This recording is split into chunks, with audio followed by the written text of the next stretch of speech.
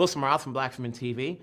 Benedict, you're playing this character that has a lot of unanswered questions about him in a way when you're watching this movie.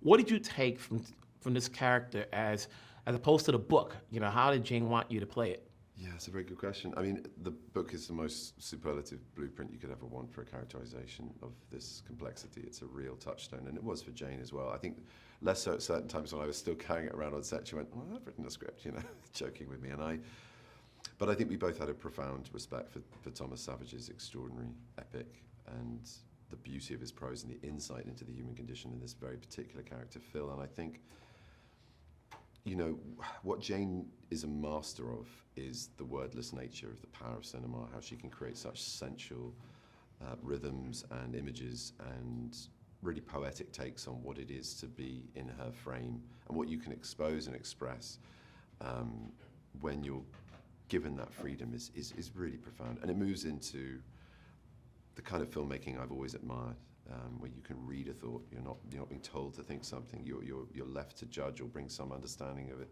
of the subject that you're watching, and non-prescriptive cinematic storytelling. So Jane really freed me as an actor into those spaces which required the feeling of being utterly alone and contained and secure and private, and letting the camera be something that was there but invisibly dancing around whatever I was doing in private.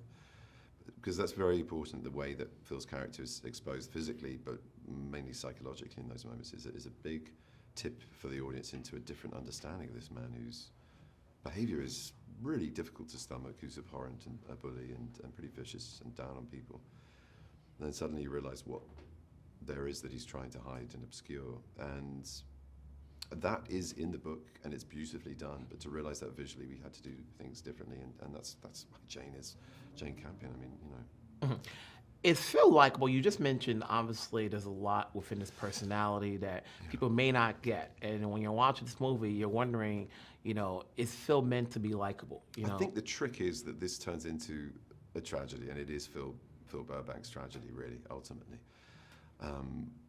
While he is abhorrent to Rose, he gaslights her, he psychologically tortures her into a descent of alcoholism and a complete loss of faith in herself.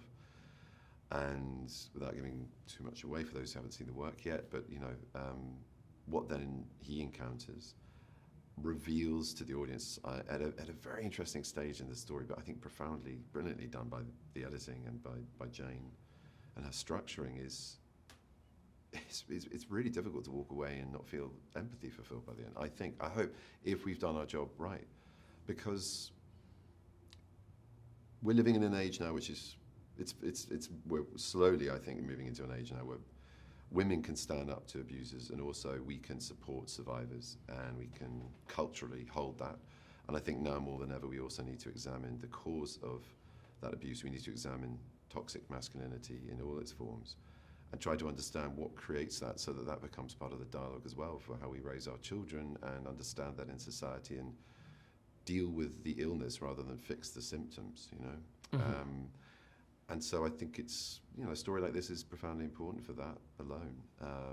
And so I hope because of that you do lean in, you do see the damage done to this child, really, this man of great, profound adult ability, but someone who's in arrested development emotionally, who hasn't been able to live an authentic life because of a world that hated on him, would have hated on him before he got to hate on it. And that's a tragedy. That's a loss.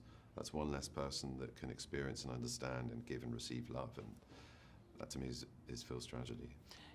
Briefly, you know, you've worked with a lot of people. You've worked on different projects. I do play the guy, so I guess I'm always going to say I empathize with my character. It's a short answer as well. But what did you get from Jane outside from other directors you've worked with in the past? A runway. You know, I often feel I'm building the plane as it's taking off. She gave me some time and space and a really lovely kind of preambulation around the subject matter before we then started to dive into him and his psyche and create Phil Burbank together. I mean, I've never worked with a director in such tandem as far as that part of the process is concerned. And it began as a friendship. We would wander around Hampstead Heath and just get to know each other, trust each other, understand each other's working methods, and how we were both really keen to experience something unknown in that field and just go to places we haven't been before. And she saw that I was game for that. So she turns to me and said, look, you're very far away from this character. Just tell us what you need.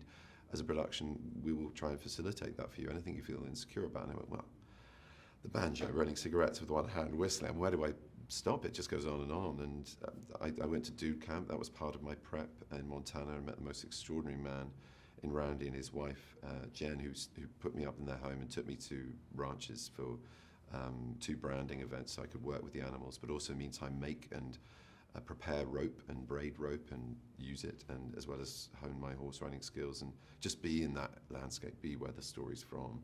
Because Phil is a character that brings the outside in. You know, he's dependent on the landscape and the landscape's dependent on him. So that immersion, and then we also did dream work in tandem with one another, Jane and I, which was extraordinary, to tap into a resource I'd never used before, to then, through Jungian analysis, look into what might have bubbled up from the subconscious that could give your kind of, what's the word, I guess, your intuition's a grounding, a sort of bedrock of certainty through something other.